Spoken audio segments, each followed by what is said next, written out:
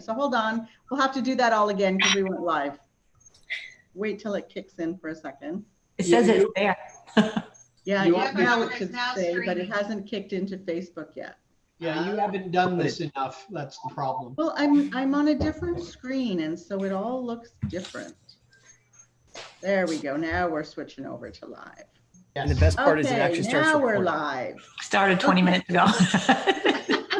All right, welcome everyone to a new, no, it still says, it's just flashing that we're not live. Like, I'm gonna do manual start. That was me.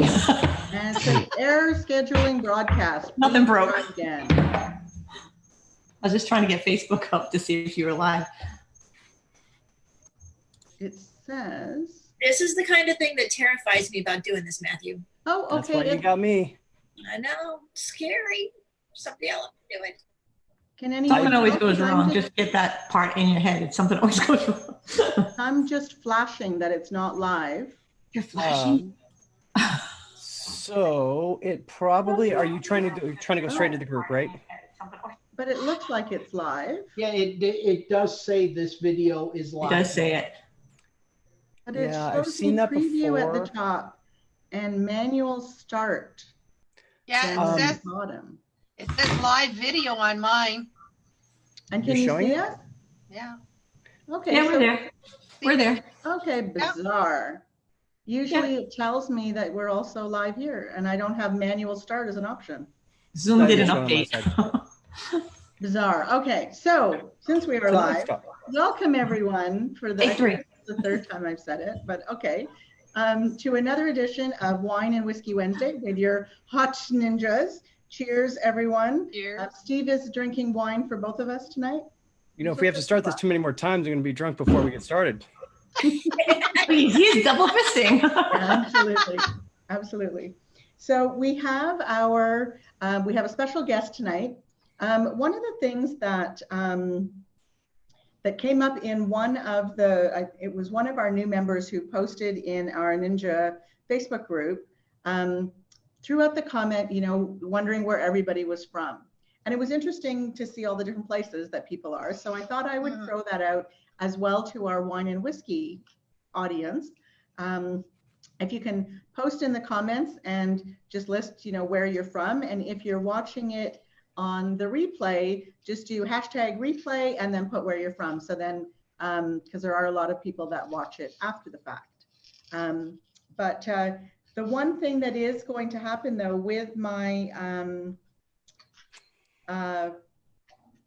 with the way that my Facebook Live isn't showing me that we're live, I'm not going to see any of the questions down the side. I will click into it to where we can see it as well, because I just popped up onto mine to see it. So. Okay, perfect. So if anyone asks any questions, if you could bring them into the group, because I'm not going to be able to see them. Okay. Unless, of course, it's a question you don't like, Matthew. I may try and bring it up on my iPad in a minute. But okay, so our special guest tonight is Matthew Fulton, who many of you know if you are a regular attendee of Wine and Whiskey Wednesday. Matthew does join us pretty much almost every week.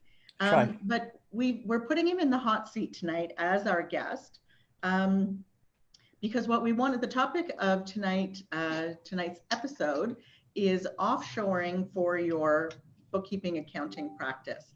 And Matthew recently returned from a trip to India, and he is currently using offshore services from India and visited his, what do you call it, partner?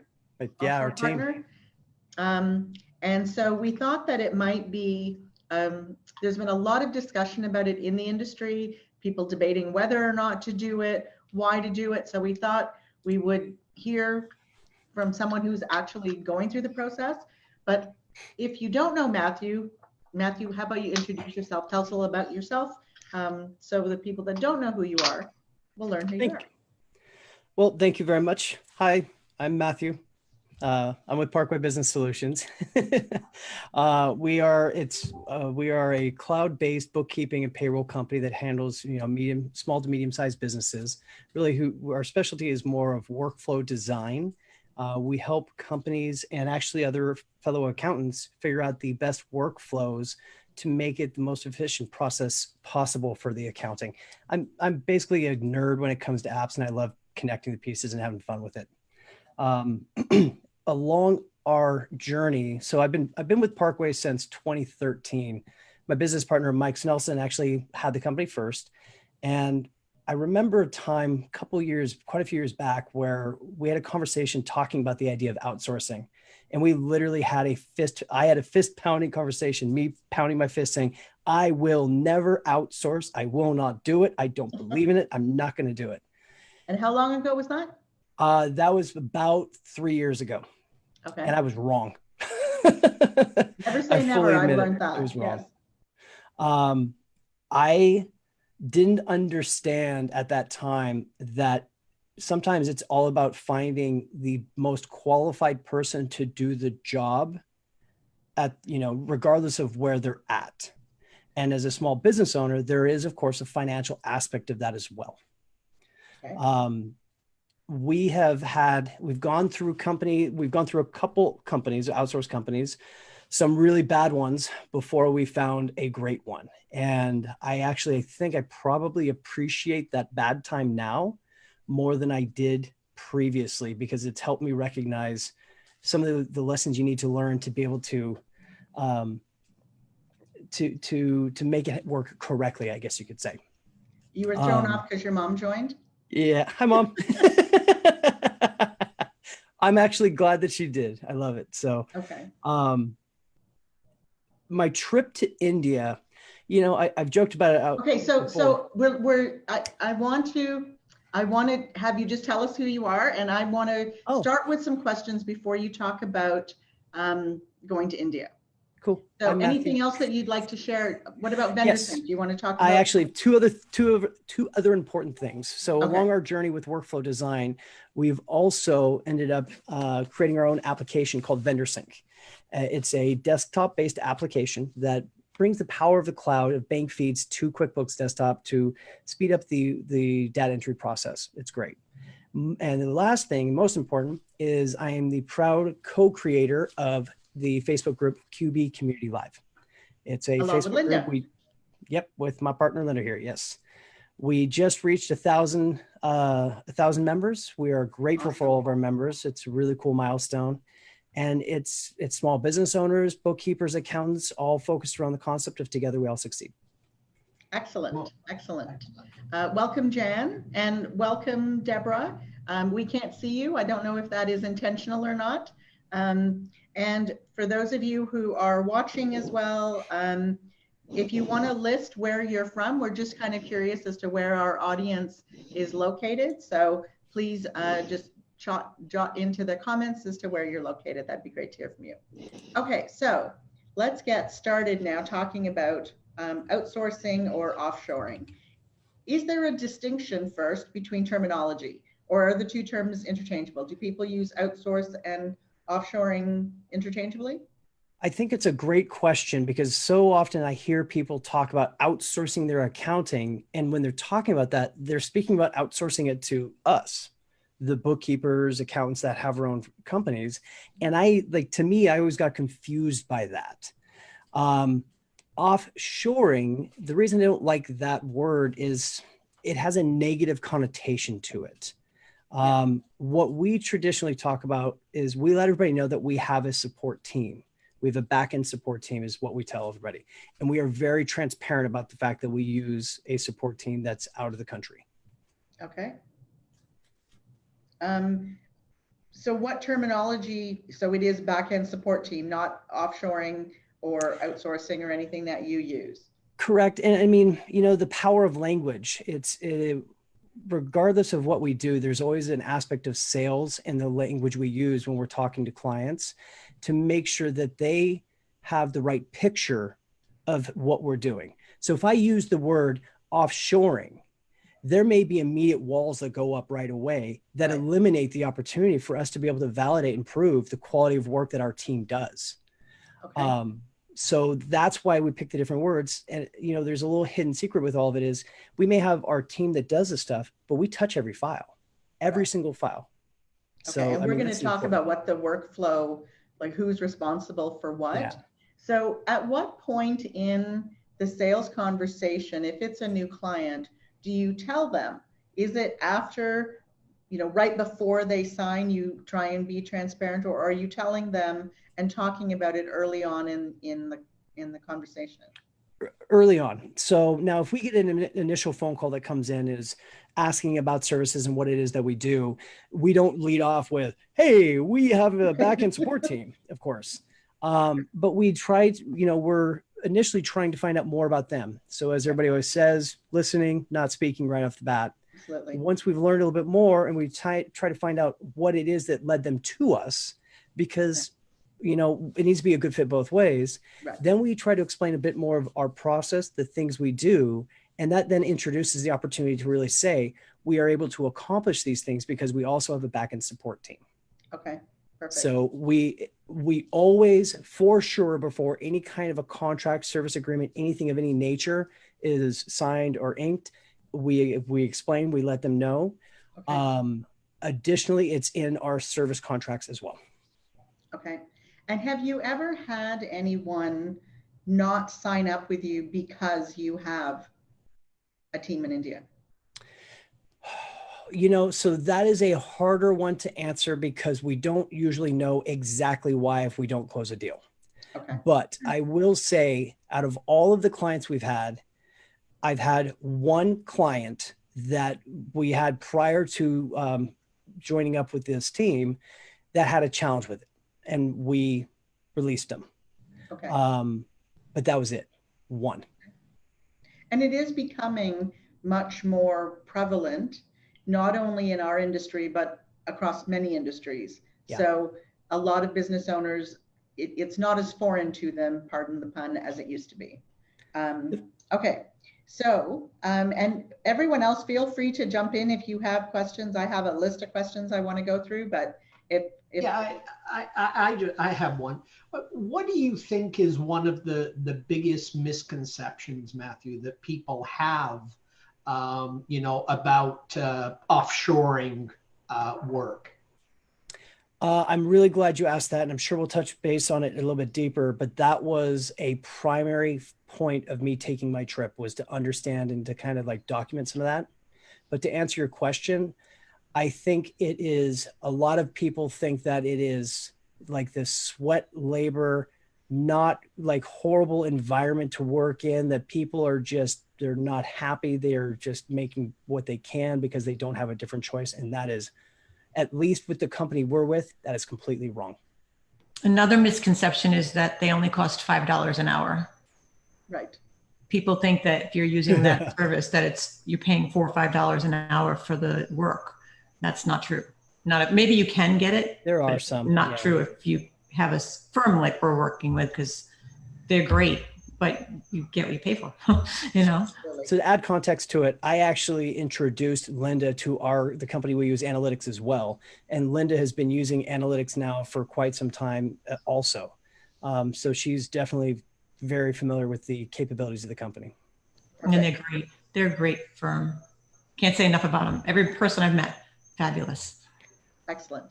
Okay, so let's talk about, you mentioned that you had an experience that wasn't necessarily very good before you ended up with Analytics.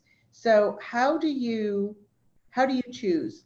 How do you determine whether or not you want to go with a company or whether you want to go with individuals? Because I know some people who actually don't hire a company, but hire individuals in order to provide the services. So what are some things that you look at to try and make a decision as to whether you should go with a company or with an individual?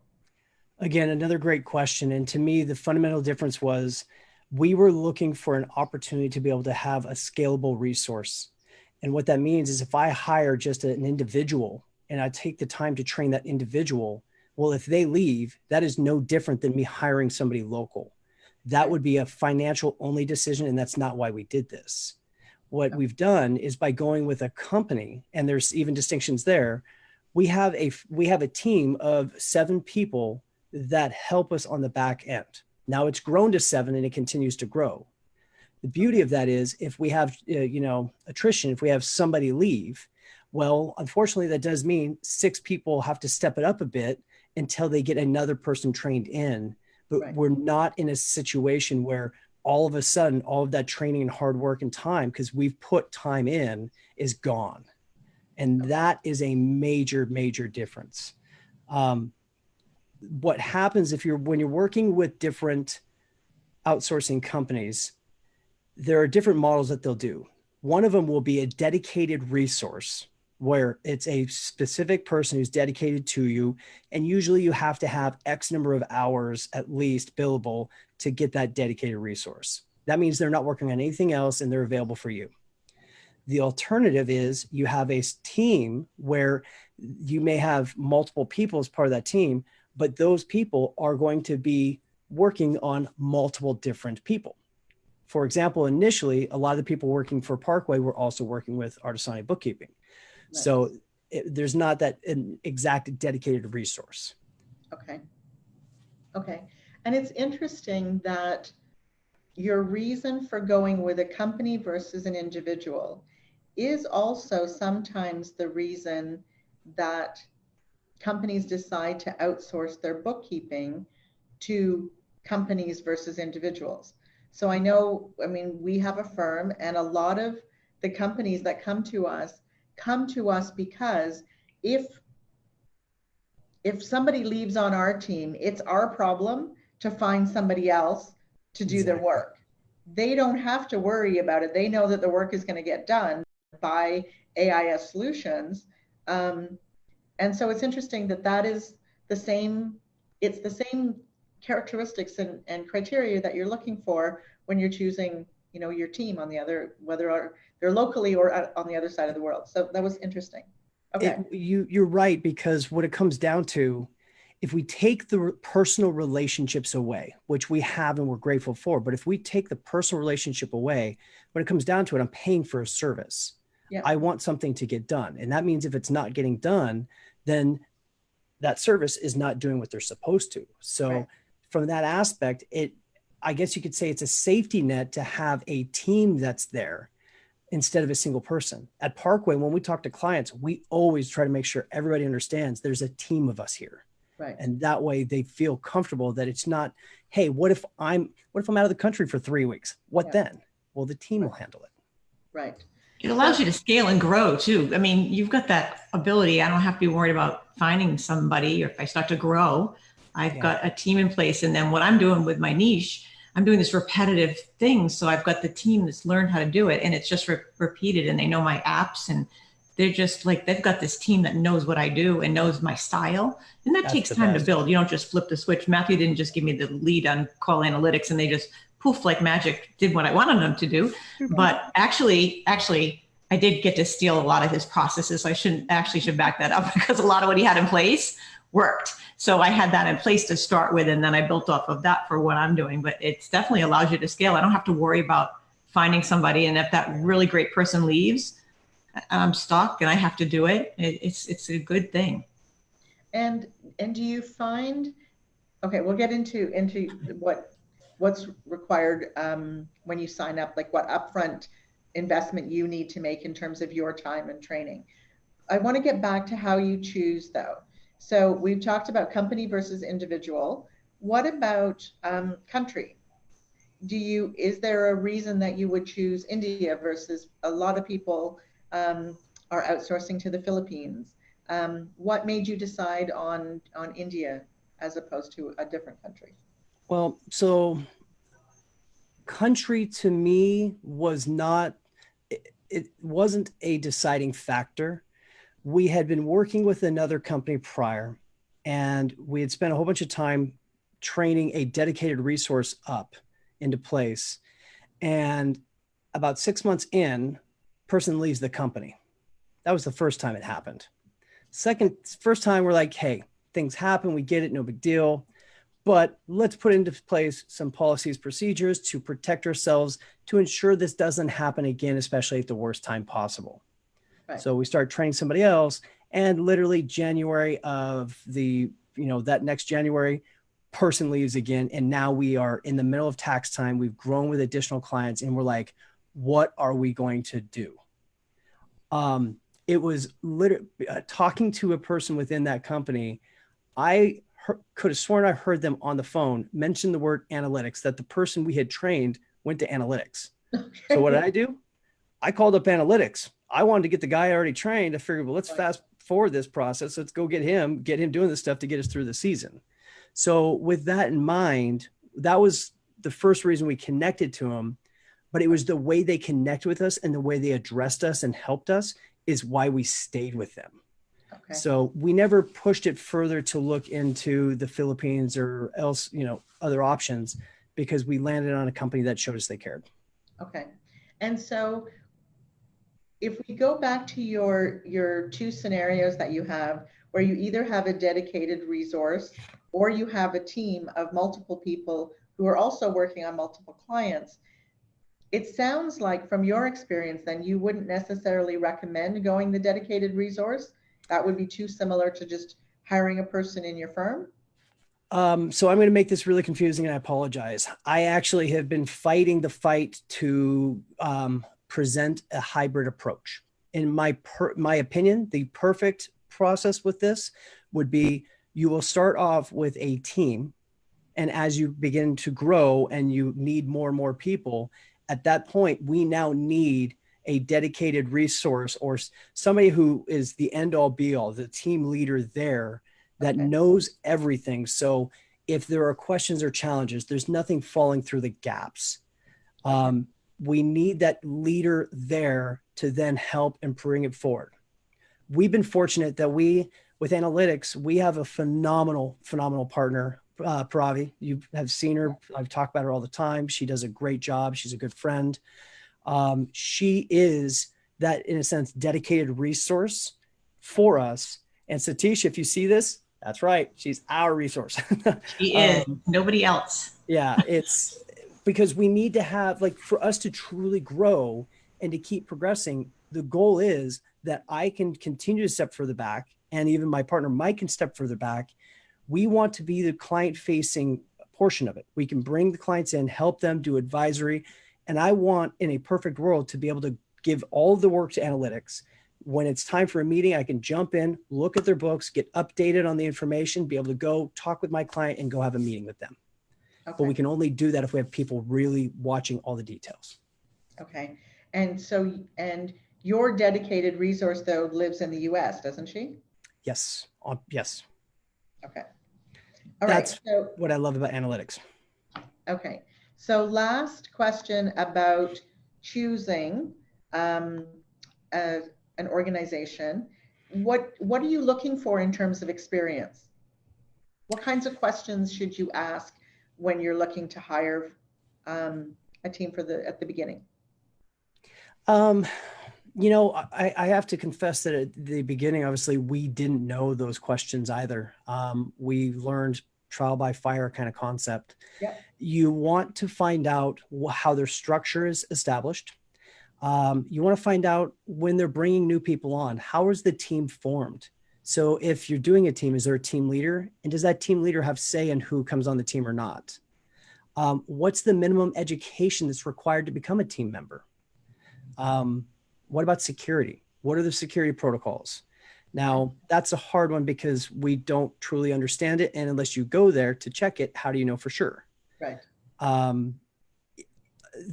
Additionally, there's aspects of it when it comes to communication. So for us, we're fortunate we have Pravi that she actually can be our client-facing touch point. She now sends emails, calls, meets with clients for us. So respectfully, there has to be there can't be a language barrier. There can't be, it's got to be a proper representation that way. Okay, so that's if they're communicating with your clients. Yes. Okay. Correct. Okay. And then the last one, which was a real eye opener for me when I went down there, time. Realistically, there are certain companies that are going to say, oh, our people are going to work on your same time schedule. I wouldn't do that to our team. It's 13 and a half hours ahead of me, which means right now it's 7 a.m. in the morning right there. So you've got to figure out how are you going to communicate, what kind of experience have they had before to make sure this process can work. Okay. Okay, perfect. Lots of great suggestions. Welcome, Laura and Christian, and Bianca is also, and Tatiana are also watching online.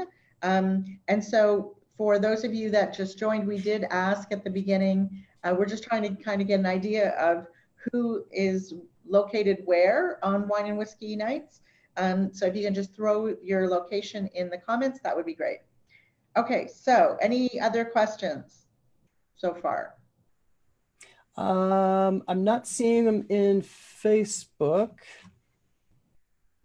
So we're looking good at the moment. Okay, any other questions on the panel?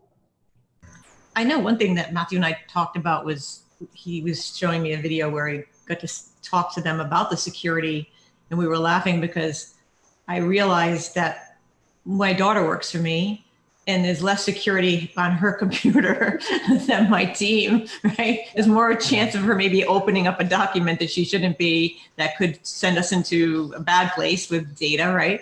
And after hearing all that they have over there, it's like, wow, I think I need to step up my game too. Yeah, absolutely.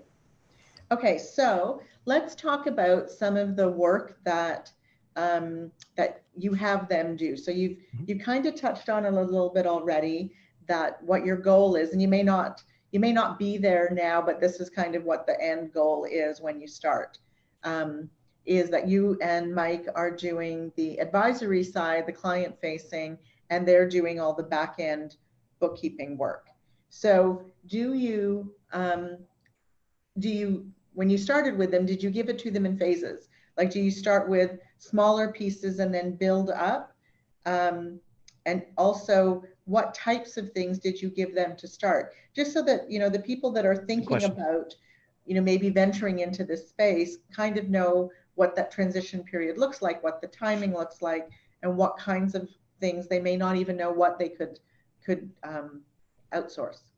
It's a great question. And the most important advice I can give right off the bat is when you're hiring an outsourced team, it is much like hiring a new employee. You must expect to spend time getting to know how to work together. It is not going to be just perfect. It's not, I hire this, wiggle my nose, and I don't have to do anything. That's not how it works. What we were fortunate, and analytics was unfortunate at the same time. We were fortunate that the processes that analytics had put in place, they provided us examples of it first on purpose, almost mirrored the things that we were doing very, very closely. And the things that they did not mirror, I feel very comfortable in saying, and believe that Linda kind of alluded to it before, we feel proud to say that we've helped enhance how analytics is doing some of their work and some of their concepts. So we gave little pieces of the process. We started off initially by basically saying, as we would bring new clients in, we would do all of the work by our choice to get them naturalized or standardized, and then we would hand it off to analytics. Now, I will say that Linda does a phenomenal job of, hey, here's a new client. She is much more, she will hand a project to them and they smash out of the park. They do a great job. And I'm jealous of it. Like, we had to learn how to do that. But we did that to make sure that we could control the process itself. So we start with little pieces. And one of the things I loved about this company is they offer the first company file that you're working with. They'll just do that. They will set it up as a trial process to prove it out. They also will do a full review of a company file to try to give you an idea of what the file looks like, what kind of work is expected, and they'll blend it and change it to match up to whatever it is that you need from that. So, yes, little bits. So are you looking for companies then, or when you're researching this, if people in our audience are out there looking, I guess you need to decide whether you have processes that you want them to follow or whether you want them to have processes that you follow. Is that fair? It is. It's a good question. I personally believe that you need to have your own processes in place to have a structure in mind. However, you need to be amenable to change because you're now talking about a company that could be one step further, have larger access to doing more company files, and may have suggestions. So we've always gone about it with all of our team members of, we are open to suggestion for improvement. It's not our way or the highway. Right. We want to hear what they have to suggest. Okay. Can you share whether or not in your organization currently, do you have team members locally that are doing bookkeeping as well as analytics, or is it only analytics that's doing your bookkeeping? Other than Very you good question. So currently Parkway, there's three of us. So it's Mike, myself, and Mary. Mary, right. Mary is the glue that helps keep Parkway together, you could say. Yeah. We use Mary to capture all of the sensitive data, such as we don't provide bank access to analytics. There are ways we could, and there's no reason you couldn't. Other people do. It's just something that we've always done. Okay. So if we are not able to capture certain information through Ledger Sync, then Mary goes in and she grabs that information and puts it where it's supposed to be. Okay. Mike and I both do work locally. And it's always been our perspective. Our goal this year is actually to find a couple additional bookkeepers or accountants that they don't want to deal with all the headaches of it all, that we could add them on as Parkway members, and they would be able to utilize our processes, analytics support on the backside, and they can be more focused towards being client driven instead. Okay, so they're not providing service to your clients. They're bringing their own client base that they want help with. Well, I'm actually, the thought there is we would be able to grow together. So if they had clients, I don't think we would be as prone to find somebody who's like, I got a whole bunch of clients. Yeah, let's go do this. Okay. I think it's more finding somebody who has strong skill sets and a great personality that are looking to learn more about the skills, that we can help educate them, and through that process be an employee of Parkway, right? But it doesn't have to be in Ventura County. It could be across the United States. It could be elsewhere, as long as they're amenable to the way we do things, so we can control, have our quality control, since our name would be on it. Okay. And so Linda, you've already mentioned that they use your entire app stack. Did you have to teach them those apps, or were you looking for, you're nodding your head, you had to teach them. Yep. So you're not necessarily when you're looking to make a decision, it doesn't mean that they have had to choose to already work with the apps that you're working with. I mean, obviously you're in a niche, so that's different. I mean, they knew HubDoc, right? They know those kind of apps, but when it comes to like lien law, they didn't know lien law. So they're learning lien law. And I'm actually going to start to build out some sort of a course, so that way they'll be able to take the course and learn how to use lien law, because there's really not one central place to learn it. And I think it would help, because there's been doing this so long. It's almost like QuickBooks. You have so many scenarios where people do things and you're like, oh, I should make a blog about this, because it's like you get a client that does the same thing with lien law. The same things keep happening that clients do to mess it up, and I have to fix. So it's kind of good course to show people how to fix those things. Well, it's interesting that you say that, because we have the Kninja 90 program, which is our 90-day employee training that teaches QBO and apps. And we actually have a client who puts their outsourced team through the Kninja 90 program. When they need to grow and they need to scale, they put the new people who are in the Philippines through this program. So it's actually interesting that you mentioned that you're looking at doing that for a niche as well. No, Juliet, I know that they're looking to expand into Canada. Perhaps we should help facilitate a training to get some good Canadian training for everybody. Absolutely. Happy to have a conversation. Okay. Any questions from anyone? There's none in the Facebook. I got it working on my iPad. Any questions from other people on the panel? I'm kind of dominating this conversation. One thing I was going to add on to what you were just talking about is, if we are trying our hardest to always be specialized or leaders in the things that we do, right? I don't mind the need to try to train up my team on certain aspects of it, Yeah. because how should we expect that they would know it? We're here to share knowledge as it is. So if we've got that ability, that again goes back to, I actually prefer, if they don't know something, just like an employee, let us know, and we will always create videos, do whatever we need to. When we are providing guidance to our team, it's a whole bunch of Loom or Zoom videos that become part of a library for different clients, so they can refer back to, so we can always be updating our standard operating procedures, which are an ever living thing. Right. Okay, so talking about your procedures, so do you have a practice management program that you're using internally for Parkway? We do. So there's practice management, process management, project management. There's all three types. What I would say that we are really utilizing is Microsoft Teams. The funniest thing is, we've been using Teams for like 3 years, and it was a Band-Aid at first because we kept thinking we had to find something different, and it just organically grew into the fundamental core of it all. Teams is great. Like Slack, correct? Very much so, yeah. There are some differences. I personally like Teams better. I find that Slack is a little frustrating at times on trying to add in different channels and such. Teams allows you to embed different programs directly into it. We can embed like Excel worksheets. So we'll have, each team will be a different client, and then that team can have sub channels.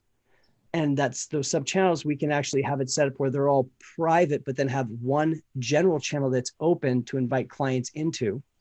And we can control things a little bit better.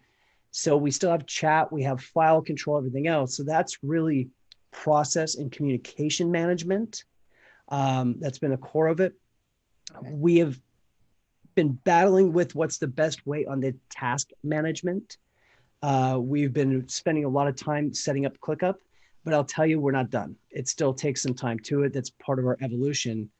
When you start to deal with an outsourcing company, there's an extra layer that's involved. They have their own project and process management, right? And what has to happen is, we actually, in a sense, want to have the 5,000-foot view of whatever it is they've got going on. So we have to figure out, how do we make these things work together to make it to where they don't have to do double entry into something, and we don't have to do double entry into something. We don't have a great answer all the way, but we're actively working with management to try to figure out a great solution. And it's becoming better. Because the one thing, I mean, it's different. And this is even, a shift that has happened from everyone being in the same office space and physically in the same, next door to each other, to being virtual, is trying to keep a handle on where people are at with different tasks and different deadlines. So whether they're in India or they're, on the other side of the city, it doesn't really matter. You still need to have something in place. So I guess my question is, I would envision it as, you have a task list with deadlines per client that they actually need to check off when they're done, so that you internally know, yes, that return has been filed, and yes, the AP has been processed, and payroll. Do you outsource payroll to them, or is that part of what you keep in-house? We do that internally. So we do payroll, as we said, but we actually do that ourselves. That's internally done. Okay. So the payroll piece you keep in-house, maintenance of bank feeds, bank transactions, things like that, you keep in-house. Is there anything else that you would keep in-house? The area that I really spend most of my time in now is work. Like we said, it's workflow design. So when we have a client come in, and whether they have a yoga studio and they're selling tea also, or if it's a marketing company or whatever, helping, like, really designing out what's going to be the best process to use to get through these things, as well as they can do, I call it data reconstruction, where we rebuild financials for a company. Our team can do that, but we are very fortunate that because of the processes we have, I can do it faster than even their team. So we have elected to keep that in-house at this time, but Linda does otherwise. She sends it out to them. So that Hero? would be like cleanup or Oh, like, cleanup. Yeah. With the one thing I could say with a lot of the cleanup jobs and a lot of the clients that I do work with, I have them do work papers, and it is an amazing thing that comes back to you.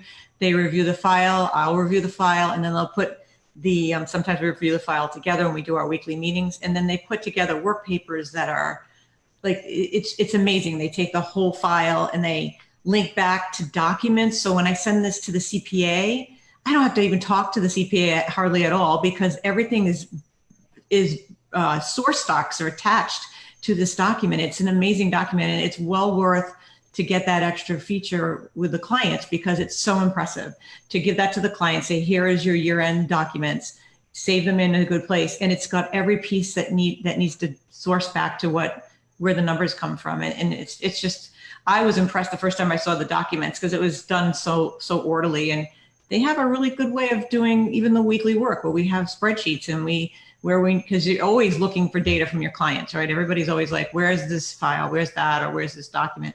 And they keep track of it. And I use Lisio for my project management, and we have a thing called tasks. So the team will assign tasks to the client. You only have to do it once, and it just repeats until they get back to you. So it kind of nags in the background, which is great. So instead of me having to be the one, hey, I emailed you last Monday, I'm still waiting on that bank statement that, I can't get because I don't have access to, or whatever, or loan document.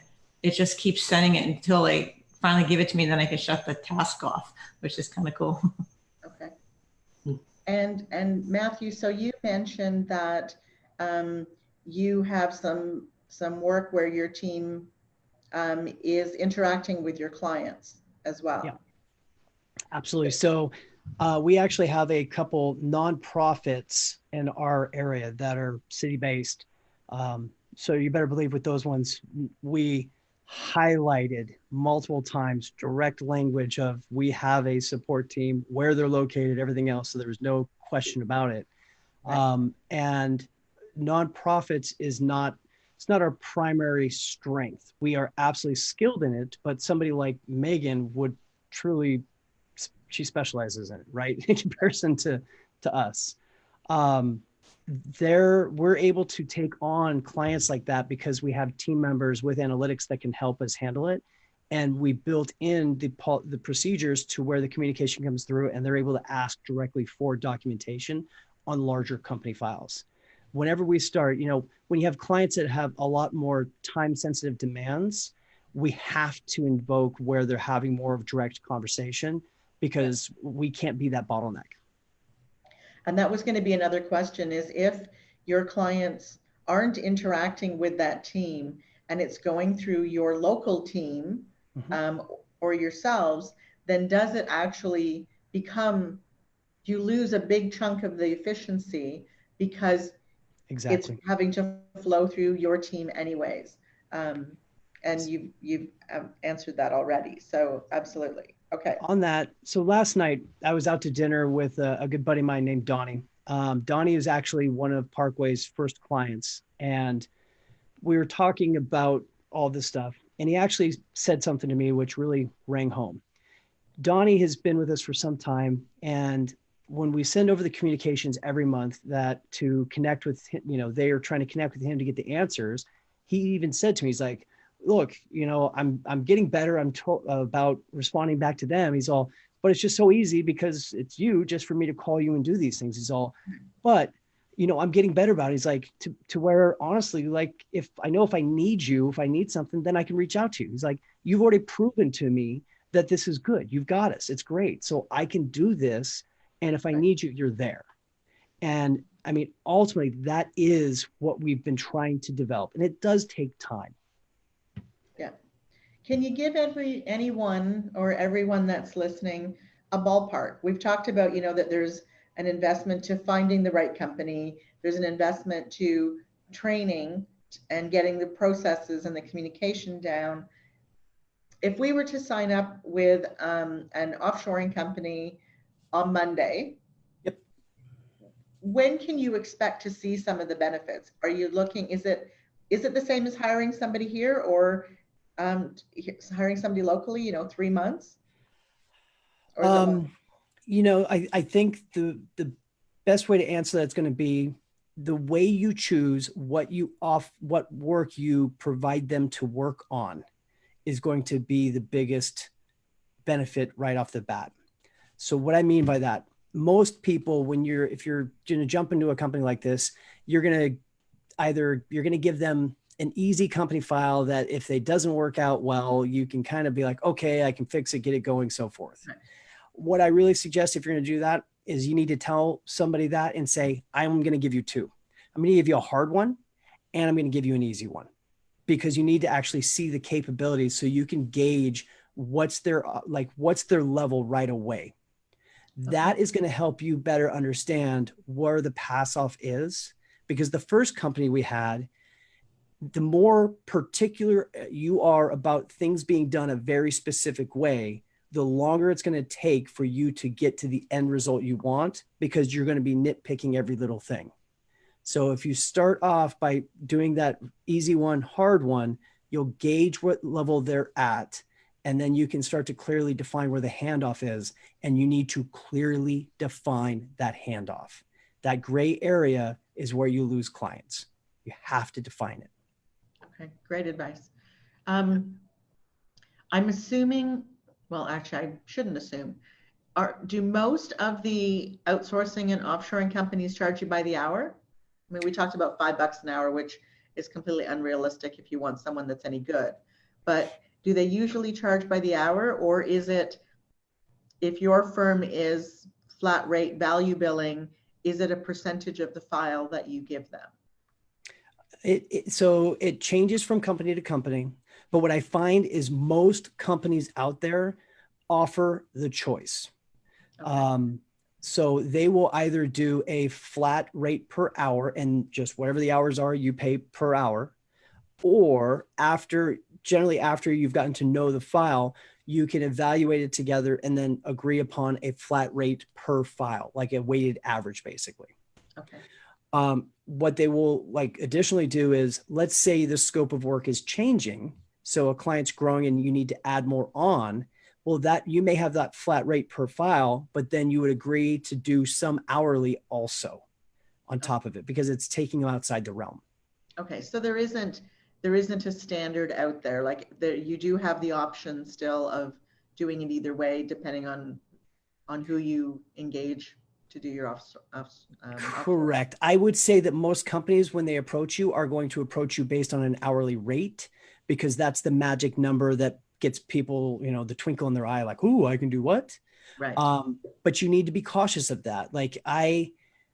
Out of all the companies we've worked with, there have always been times I'm like, what do you mean that took you 6 hours? That's ridiculous. So, you have to make sure you have good trust, good relationship onto it, because it's a little bit harder to validate that without really questioning it and asking for time and records. Right. And it's interesting, there's been so much of a push in our industry to move to flat rate and value billing, and then we're going, we're dealing with a company that's billing us by the hour, and we're saying the same thing that we don't want our clients to say to us. Right? What do you mean it took you 6 hours to do that? Well, it shouldn't have taken you 6 hours. The mark that industry is changing as well. Like what we have started to experience is it's all rolling downhill in a sense, right? So we've been witnessing these companies that are now starting to focus more towards a flat rate. They don't want to do that hourly side of it. They have caught on as well, and pricing is increasing as it should. Yeah. But yeah, it's all about the relationships you make. It's one of the biggest reasons why, we try to really support our team. We try to promote our team. We want them to feel as if they are part of our local team. Right. But we work directly with the ownership of the company, and we want to consistently do that because we want to know where is their vision as well. I do not want to be blindsided by them changing what they plan to do and having to find something else. Right. And those relationships usually work out to a good mutual understanding for everybody also. Yeah. Yeah. I mean, it really is. If you build your business locally, and scale based on there being a team in the background, and that team changes their vision, you know, you've not only lost one employee, you've lost 15 employees or 10, and that's pretty hard to have a backup plan to. So yeah, no, that's very important. Okay. Any questions in the group? Nope, we don't have anyone yet. Hey, Brad and Jennifer and Leanna, welcome. We asked up at the beginning of the, at the top of the hour, if you could please throw into the comments as to where you're located. We're just trying to get a sense of where everyone is that watches it live and watches it in replay. So that would be appreciated if you can just throw your city or country or province into the comments. Okay, so we've got about 8 minutes left. Things to watch out for. We've already talked about some of them. Anything that comes to mind if someone is looking to go this route? You haven't already mentioned? The biggest thing, and I know I led with this right off the bat, but it really is so important. When you proceed down this road, you have to commit to a certain amount of time of training. If you don't, like, we have to learn how to communicate. And I mean, communicate as in, how are you going to send those communications? Where are they going to live? How are you going to ensure that the tasks are getting done and they've been notified back and forth?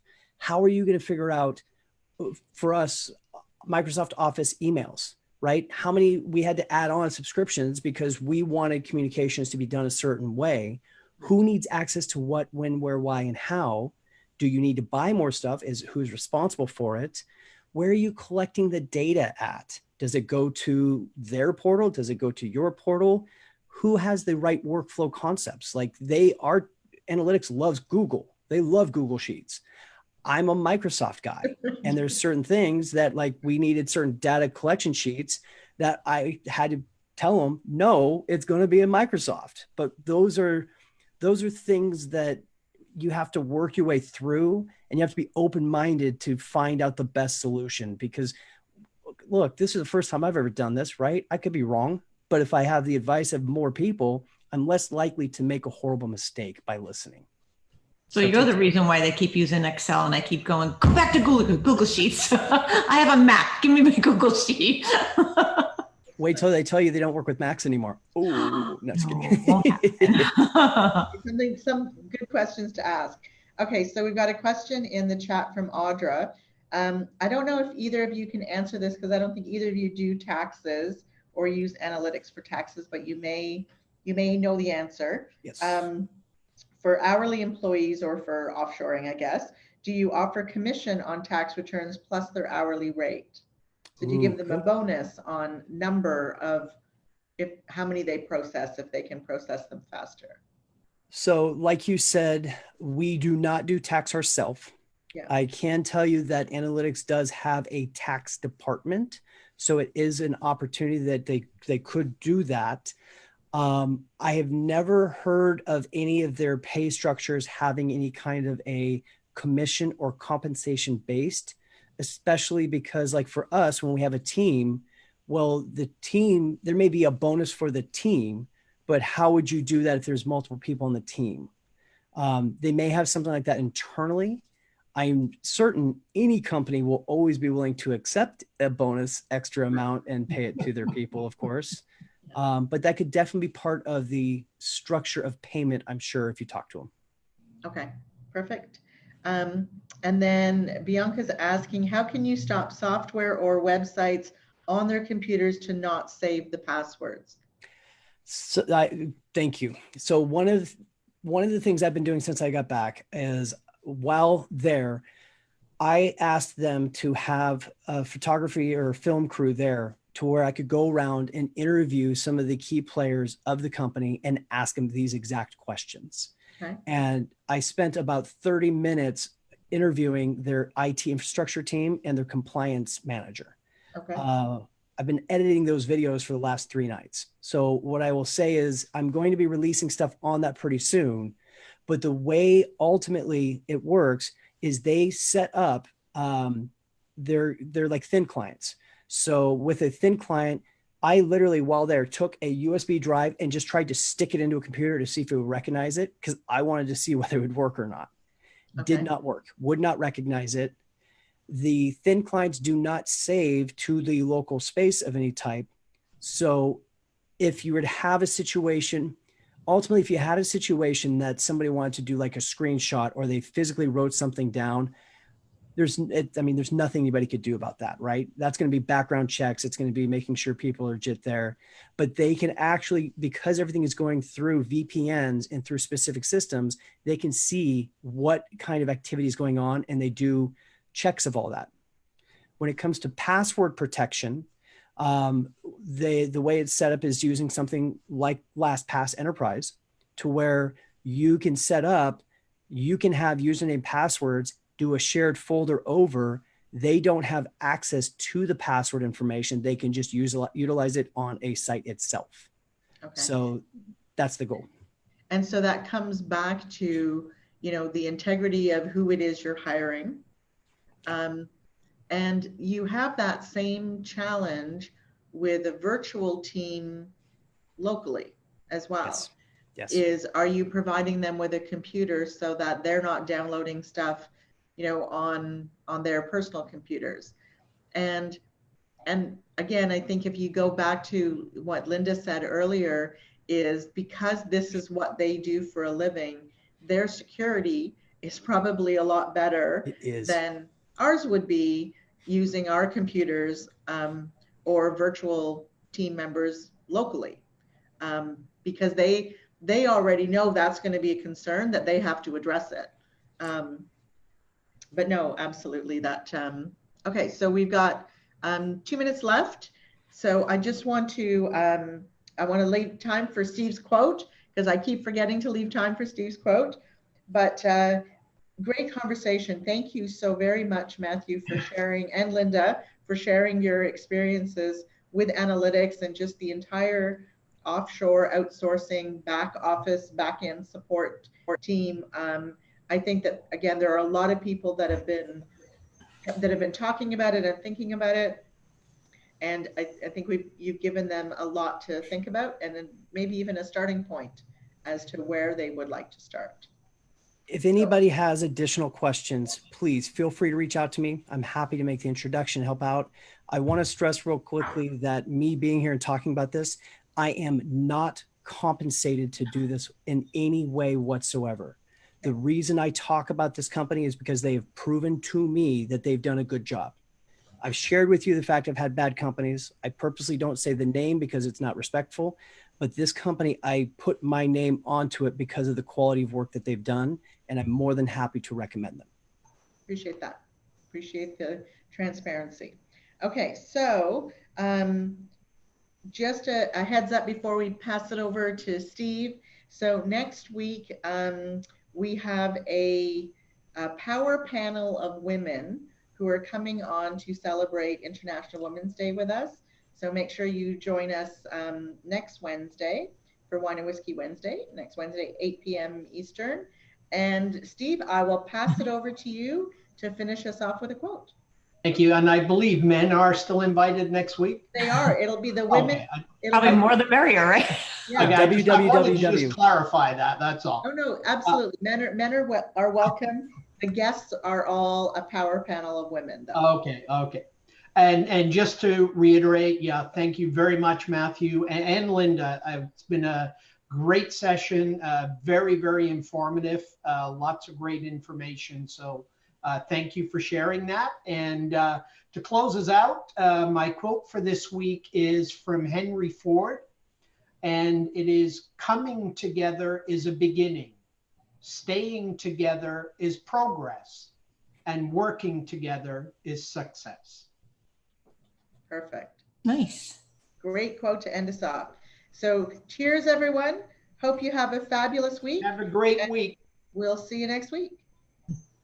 Next week. Bye. Bye.